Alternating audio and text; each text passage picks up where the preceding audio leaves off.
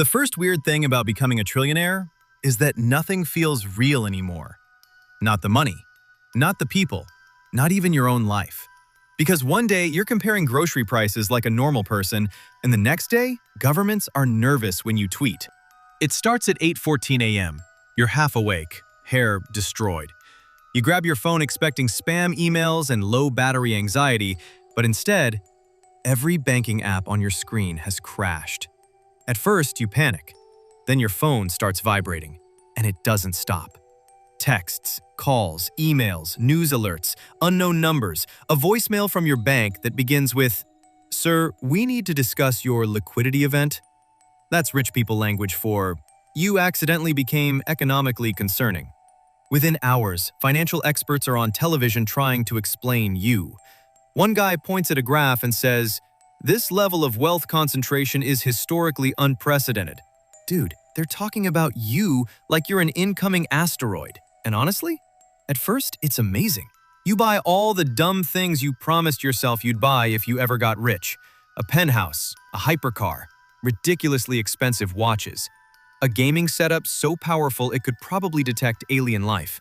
You order food without checking prices. That's when you know things have gone too far. Because normal people will spend 45 minutes choosing between medium fries and large fries. Now you're casually adding guacamole. But the real insanity begins when you realize you can do literally anything. Not metaphorically, actually anything. You want to fly to Japan for ramen? Done. You want to rent an entire ski resort because you don't like lines? Done. You want to shut down a beach for your dog's birthday party? Technically unethical, but also done. Money stops being money. It becomes a cheat code. And that's when your brain starts changing. Slowly, quietly, dangerously. Because normal life begins disappearing. You stop hearing the word no. At restaurants, people magically find tables. Traffic gets blocked for you. Stores close so you can shop privately. Employees start laughing before you finish jokes. Even terrible jokes. You could say, "What if fish had jobs?" And suddenly 3 executives are gasping for oxygen. One guy slaps the table. A woman wipes tears from her eyes. Congratulations, you're not funny anymore. You're rich funny. Completely different disease. Then comes the shopping problem. Because eventually, there's nothing left to buy that feels exciting. The first supercar? Amazing. The 5th? Cool. The 20th? You're basically collecting expensive chairs. So your purchases become stranger. You buy a mountain cabin in Switzerland. You buy a castle in Scotland because apparently rich people become medieval eventually. You buy a painting for $90 million and secretly don't even like it. You just nodded during an auction because 2 billionaires annoyed you. Now you own a giant blurry square called Silence of Humanity 4. It looks like printer damage. But experts say it represents post-capitalist isolation, which is art world code for "we made this up." Then your family changes. Not immediately. That's the scary part. It happens slowly, like water rising in a room. At first, everyone is excited for you. Your cousins cheer. Your parents cry. Friends say, "Don't forget us when you're rich." Everybody laughs. Nobody realizes that sentence was a prophecy. A few months later, every conversation becomes weird.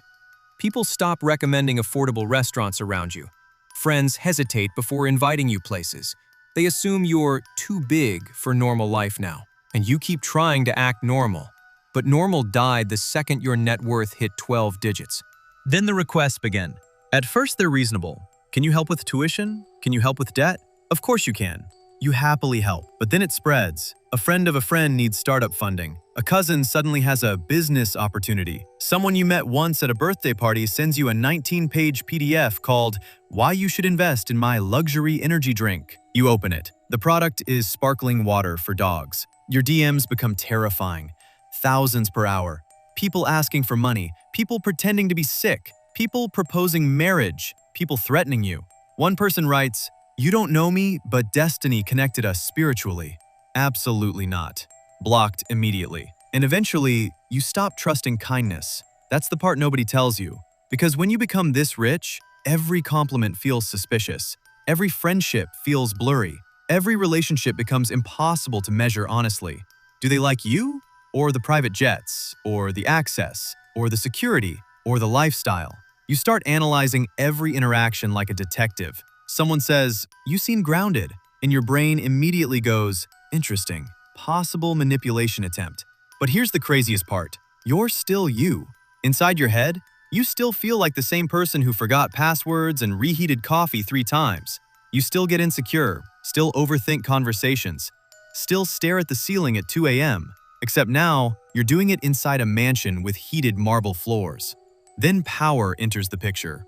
Real power. Not internet power, not celebrity power, the scary kind. Presidents want meetings. CEOs want favors. Entire industries react when you move money around. One investment decision from you changes thousands of jobs. People suddenly care what you think about politics, which is terrifying because yesterday you spent 40 minutes watching raccoons fight over grapes online. Why are you influencing society? Then the paranoia starts. And honestly, it's justified. Your security team teaches you escape routes, emergency protocols, kidnapping prevention, digital threat awareness. You now travel with armored vehicles. Your homes have safe rooms. Former intelligence officers brief you before vacations. At some point, a man named Victor says, "We detected unusual drone activity near the property." Dude, what happened to life? You used to get excited finding extra fries in the bag. Now, you're in a spy movie. Then one night, you try to escape it all. No assistance, no security convoy, no helicopters. You put on a hoodie and go out alone. Just you. You walk into a convenience store at midnight, and for 5 beautiful minutes, nobody recognizes you. It feels incredible, normal, human. You grab snacks, a drink. You hear the refrigerator hum. Some teenager argues with his friend about video games. The cashier looks exhausted. It feels real. Then someone finally notices you. Their eyes widen. They whisper your name. Then another person turns around. Phones come out instantly. Now everybody's staring. The moment is dead. You leave without the snacks. That night you sit alone in one of your houses, one of many, and you realize something terrifying. Your old life is gone forever. Not temporarily, forever. You can never again be anonymous, never casually exist, never fully relax in public. The world knows your face now, and the world never forgets. So you start distracting yourself. More travel, more luxury, more experiences. You stand on a yacht in the Mediterranean watching the sunset. You fly over cities in helicopters. You eat meals prepared by chefs whose names appear in documentaries. And somehow, it all starts blending together. Because humans were never designed for unlimited pleasure. Eventually, your brain adapts. The impossible becomes normal, and normal becomes empty. Then one morning, you visit your mother. No cameras, no interviews, just family. She makes coffee exactly the way she always did.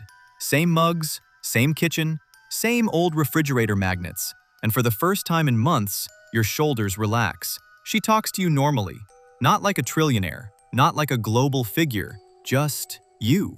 And suddenly you realize something almost painful. The rarest thing in your life now is sincerity.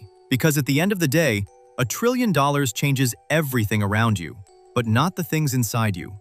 You still want friendship, love, trust, peace, laughter that's genuine, conversations that aren't transactional, moments that don't feel staged. And ironically, those become harder to buy than private islands.